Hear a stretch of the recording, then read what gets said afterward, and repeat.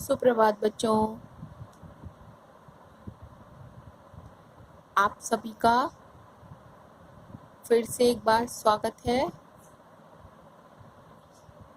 हम लोगों ने नेक्स्ट वीडियो में पवनों के प्रकार पढ़े थे। होप सो कि आपने उसको रिवाइज किया होगा। तो पवनों के प्रकार में बेटा हम लोगों ने सबसे पहले दो तरह के पवनों के प्रकार पढ़े थे। दो भागों में हमने उनको डिवाइड किया था या बांटा था, जिनमें हमारा पहला था स्थायी पवन या नियतवायु पवन। ठीक है, दिखाई दे रहा है ना आपको। और दूसरा था अस्थायी और अनियत वायु। क्लियर। दो भागों में बांटा था, स्थायी और अस्थायी में। फिर स्थायी पवन जो थी, जो एक ही तरह से होती हैं, एक ही दिशा में चलती हैं, उनको हमने डिवाइड किया था फिर से तीन पार्ट में। व्यापारिक फर्स्ट, पछुआ सेकंड और ध्रुवीय पवन थर्ड। क्लियर। उसके बाद अस्थायी या अनियत वायु पवनों को हमने डिवाइड किया था तीन पार्ट में, मानसूनी, स्थानीय पवन और समीर में। क्लियर। ठीक है, स्थानीय, मानसूनी और समीर में। फिर जो हमारी मानसूनी पवन थी, हमने बताया था वो भी दो तरह की होती हैं। एक होती हैं ग्रीष्मकालीन और एक होती हैं शीतकालीन। क्लियर। स्थानीय पवनों के बारे में हमने बताया था अलग अलग जगह पर अलग अलग तरह की होती हैं, जैसे चिनूक आपकी अमेरिका में, सिरोको इटली में, बोरो एड्रियाटिक सागर में और लू भारत में चलती है। ठीक है, ये पर्टिकुलर जगह पर चलती है, इसलिए इनको स्थानीय पवन कहते हैं। हमने जब हम पीछे पढ़ा रहे थे हमने बताया था वो होती हैं जो किसी विशेष जगह पर चलती हैं। उसके बाद में हमने बात की थी समीर की। समीर हमारी दो तरह की होती है, एक स्थलीय या स्थल समीर और दूसरी जलीय समीर या जल समीर या सागरीय समीर। क्लियर। ठीक है। फिर हमने बात की थी आपसे स्थायी या नियतवाही पवनों की कि वो क्या होती हैं। तो स्थायी पवनों में हमने आपको बताया था कि ये वो पवन होती हैं जिनकी दिशा जो होती है एक तरफ को चलती है। ठीक है, हमेशा एक दिशा में ये चलती हैं, इनकी दिशा बदलती नहीं है और इनका जो वितरण होता है वो पूरे ग्लोब पर होता है। ठीक है, यानी ये पूरे ग्लोब पर चलती हैं, आपकी पूरी पृथ्वी पर चलती हैं। ठीक है, और इनकी जो उत्पत्ति होती है वो पूरे संपूर्ण ग्लोब के तापमान और पृथ्वी के घूर्णन के कारण जो भी उस जगह पर उच्च वायुदाब या निम्न वायुदाब उत्पन्न होता है उसके कारण होती हैं या उससे संबंधित होती हैं। दैट्स क्लियर बेटा।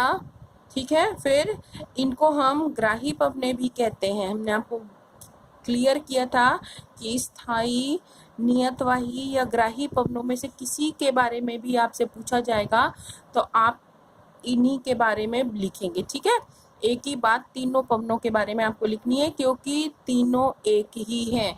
जैसे आपको पापा गुड़िया कह के बुलाएं, मम्मी आपको बिट्टू कह के बुलाएं और थर्ड आपका कोई अपना नाम है, मान लीजिए सलोनी है, तो ये तीनों नाम आप ही के हुए ना। इसी तरीके से इन पवनों के तीनों नाम एक ही पवन के हैं और किसी के भी बारे में पूछा जाएगा तो आपको यही एक्सप्लेन इसके बारे में करना है। ठीक है, अब फिर ये पवनें व्यापारिक, पछुआ और ध्रुवीय हैं, ये भी मैंने यहाँ बताया आपको। तो तीन पार्ट में हम इनको डिवाइड करेंगे, व्यापारिक पवन, पछुआ पवन और ध्रुवीय पवन। क्लियर। ठीक है, यहाँ तक हम पिछले वीडियो में पढ़ चुके थे, मैंने आपको सारी चीज़ें क्लियर कर दी थी।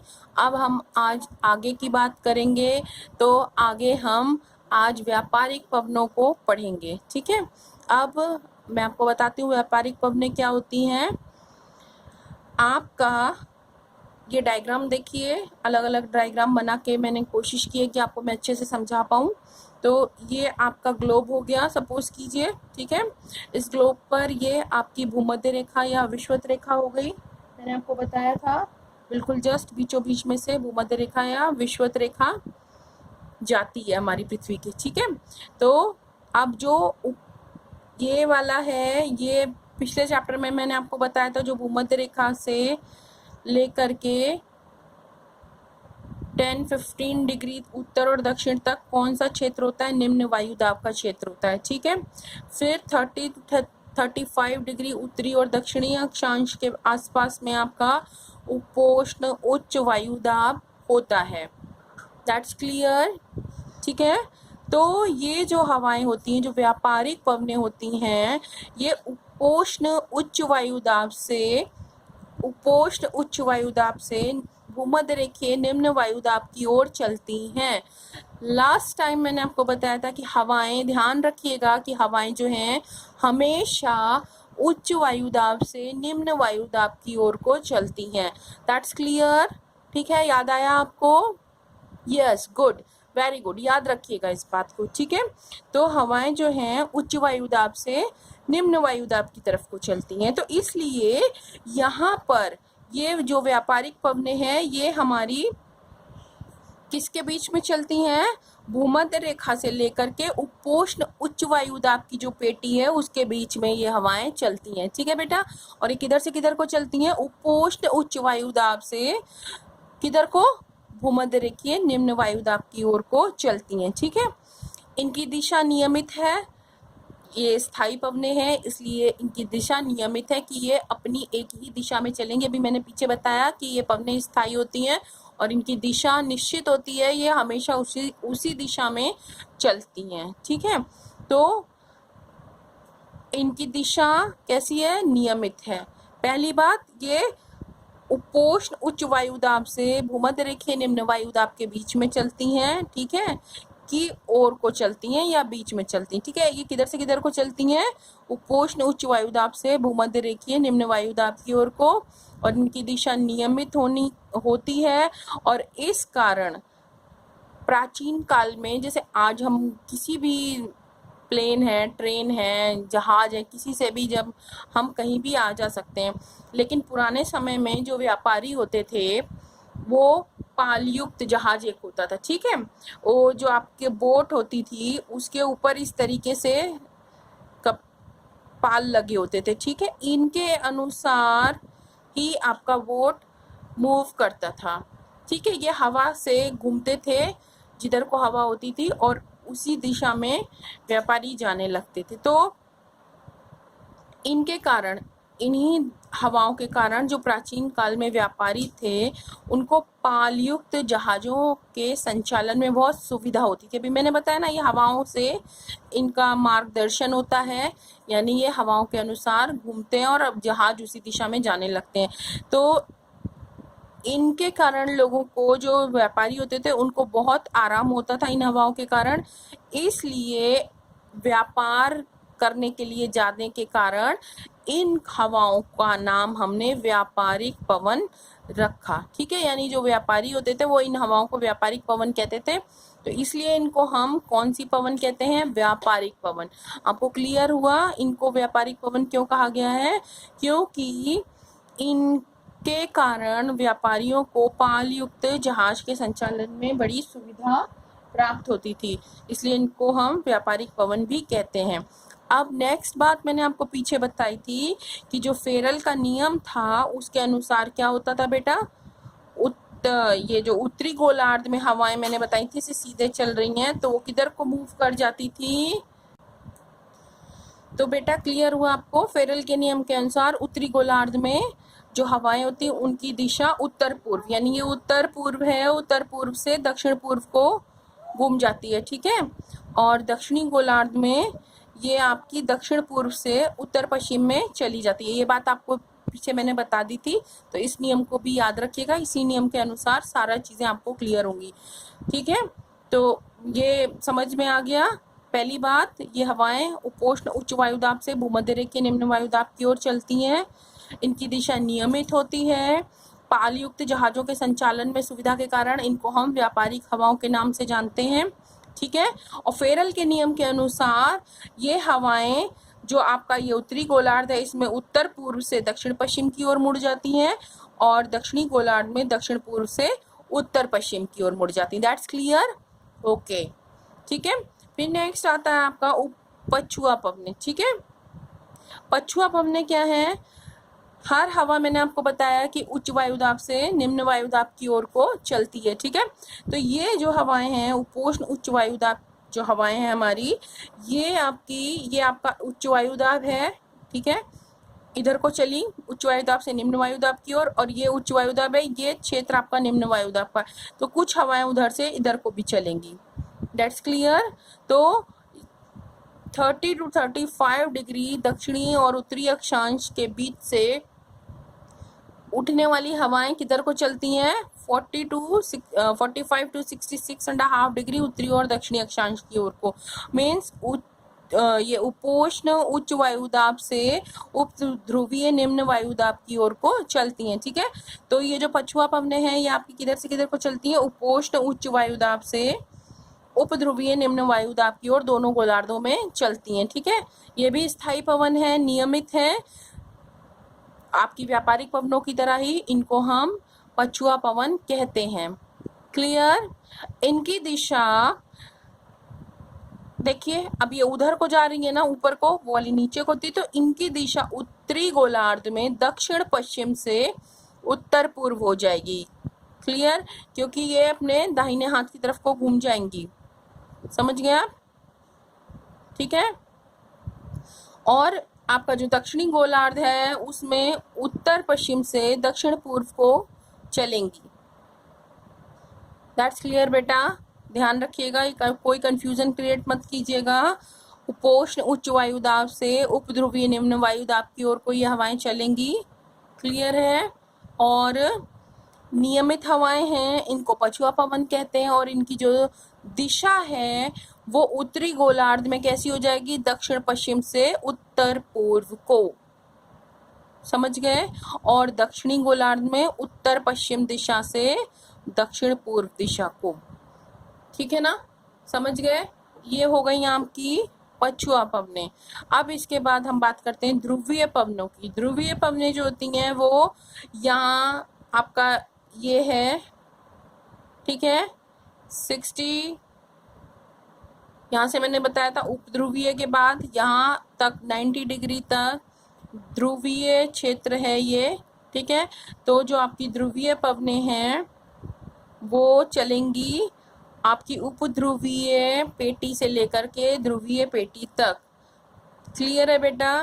तो यहाँ पर आपका निम्न वायुदाब मिलता है, अभी मैंने आपको बताया इस जगह पर, यानी कि 60 to 65, 66.5 डिग्री के बीच में दोनों गोलार्धों में निम्न वायुदाब होता है, यानी वायुदाब कम होता है। इसे शीतोष्ण कटिबंध पेटी कहते हैं। क्लियर है?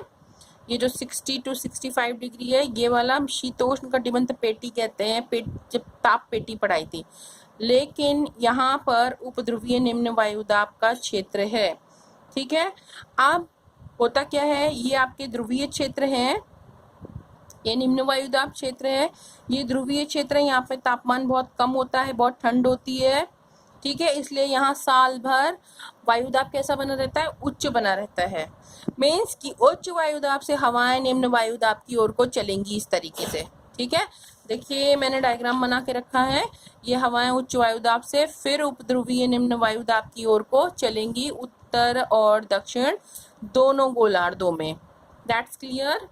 ठीक है, अब देखिए उसके बाद जो ध्रुवीय हवाएं हैं वो उच्च वायुदाब यानी ध्रुवीय उच्च वायुदाब से उपध्रुवीय निम्न वायुदाब की ओर को चलेंगी। ठीक है, और ये देखिए ये आपका उच्च वायुदाब है, यहाँ उपध्रुवीय निम्न वायुदाब है, तो दोनों तरफ से हवाएं इधर को चलेंगी। और इनकी दिशा कैसी होगी? उत्तरी गोलार्ध में ये आपका 90 डिग्री 0 डिग्री है भूमध्य रेखा। मीन्स उत्तरी गोलार्ध में जो हवाएं चलेंगी उनकी दिशा कैसी होगी? फिर उत्तर पूर्व से दक्षिण पश्चिम को होगी, व्यापारिक पवनों की तरह। क्लियर? और दक्षिणी गोलार्ध में दक्षिण पूर्व से उत्तर पश्चिम की तरह होगी। जैसे हमारी व्यापारिक पवनों की दिशा थी बिल्कुल उसी तरीके से यहाँ पे हमारी पवनों की फिर से दिशा बदल जाएगी। ठीक है। उसके बाद अब हम बात करेंगे अस्थायी पवनों की। ठीक है, अस्थायी पवन 3 तरह की बताई थी मैंने आपको। देखिए, मानसूनी, स्थानीय और समीर।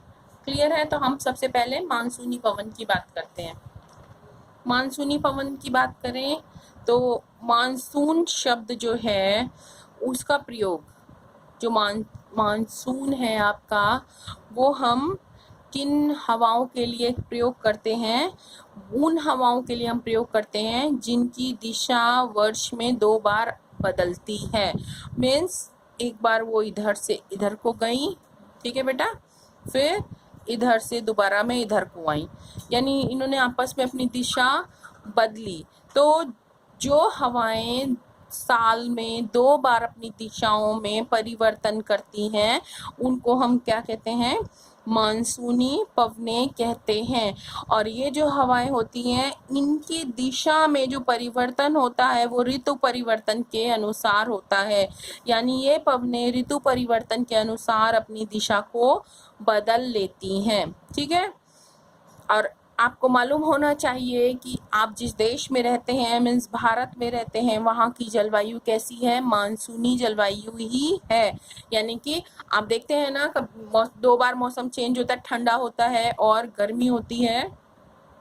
अभी इस समय आपकी ग्रीष्म ऋतु चल रही है। ग्रीष्म ऋतु में बहुत ज़्यादा बारिश होती है, शीत ऋतु में बारिश कम होती है। ठीक है, तो आपके देश की जो जलवायु है वो कैसी है? मानसूनी जलवायु है। शीतकाल की जो मानसूनी पवनें होती हैं वो स्थल से चलती हैं और ये शुष्क और ठंडी होती हैं। क्लियर बेटा?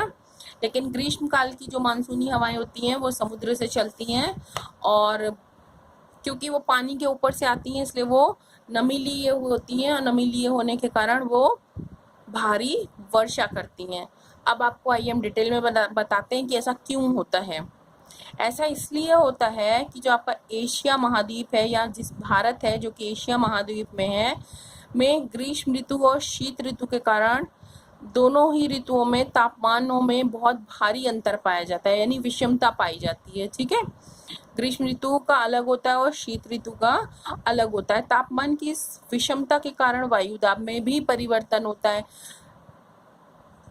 मैंने पीछे के चैप्टर में आपको बताया था कि जहाँ वायुदाब अधिक होगा वहाँ तापमान कम होगा, और जहाँ वायुदाब कम होगा वहाँ तापमान अधिक होगा। तो तापमान में बदलाव के कारण ही वहाँ के वायुदाब में भी बदलाव हो जाएगा।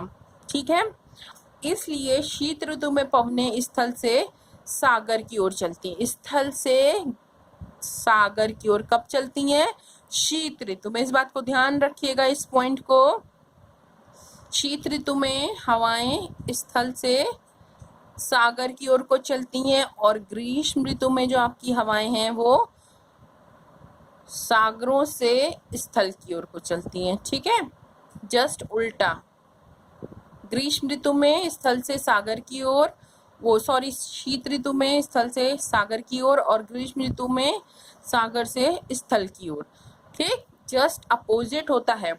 अब होता क्या है, जो सागर से आने वाली हवाएं हैं वो कैसी होती हैं? क्योंकि वो पानी के ऊपर से आ रही होती हैं। जैसे सपोज करिए कि आपने एक भगोने या पतीले में पानी गर्म होने रखा है, और आप उसके ऊपर अपना मुंह या हाथ कुछ भी रखिए इस तरीके से, तो जो पानी नीचे गर्म हो रहा है वो भाप बन के ऊपर उठेगा, तो उसकी भाप आपके ऐसे हाथ पर गीली गीली लगेगी। ठीक है, वो नम हो जाएगा आपका हाथ। तो इसी तरीके से होता है कि जो हमारी हवाएं हैं जब वो सागर के ऊपर से आ रही होती हैं तो उनमें नमी बहुत अधिक मात्रा में हो जाती है, यानी वो बहुत आर्द्र हो जाती हैं। इसलिए जब वो हम ग्रीष्म ऋतु में स्थल पर आती हैं तो आकर के भारी मात्रा में वर्षा करती हैं। ठीक है, इस ऋतु की पवनों को ग्रीष्म मानसून हम कहते हैं, जो कि इस समय आपका है। जो बारिश हो रही है वो इसीलिए हो रही है क्योंकि जो इस समय हवाएं आ रही हैं वो स्थल से सागरों से होकर के आ रही हैं, और सागरों से या सागरों के ऊपर से आने के कारण वो बहुत आर्द्र हैं, खूब ज़्यादा पानी अपने अंदर भर के लेकर आई हैं, और यहाँ आकर के वो भारी मात्रा में बारिश करती हैं। इनको हम ग्रीष्म मानसून कहते हैं। हमारे देश में ग्रीष्म मानसून से बहुत अधिक वर्षा होती है, ठीक है। अभी मैंने बताया जैसे कि बहुत अधिक मात्रा में बारिश होती है। अब इसके बाद आता है शीत ऋतु। अब शीत ऋतु में क्या होता है, जस्ट उल्टा हो जाता है। हवाएं क्या करने लगती हैं, स्थल से सागर की ओर को चलने लगती हैं। अब स्थल से सागर की ओर को चलने के कारण क्या होता है, ये हवाएं स्थल से चलती हैं, इसलिए स्थल पे तो कोई नमी नहीं होती है, ठीक है। कोई सागर नहीं है, कोई महासागर नहीं है, तो ये हवाएं शुष्क होती हैं और इसीलिए इनमें वर्षा या बारिश करने की क्षमता कम होती है और इसीलिए इनसे वर्षा कम होती है। दैट्स क्लियर बेटा, ठीक है। तो आज के लिए इतना ही। आप इन चीज़ों को रिवाइज कीजिएगा और फिर से एक बार पढ़िएगा। कुछ नहीं समझ में आता है तो आप पूछ लीजिएगा। और मैंने लास्ट टाइम आपको कुछ काम दिया था, उसको होप सो आपने कर लिया होगा। आज के लिए काम ये है कि अपने लेफ्ट साइड के पेज पर ये डायग्राम आप बना लीजिएगा ध्यान से, जिससे कि इस चार्ट्स आपकी कॉपी पे रहने से आपको इसको याद करने में आसानी होगी, ठीक। और बाकी के ये जो डायग्राम्स हैं, इनको जब हम इनके बारे में पढ़ेंगे, मतलब मीन्स जब मैं क्वेश्चन आंसर दूंगी लिखने के लिए, तब उस क्वेश्चन के साथ में आप इनको लिखेंगे। दैट्स क्लियर बच्चों। Have a nice day, bye.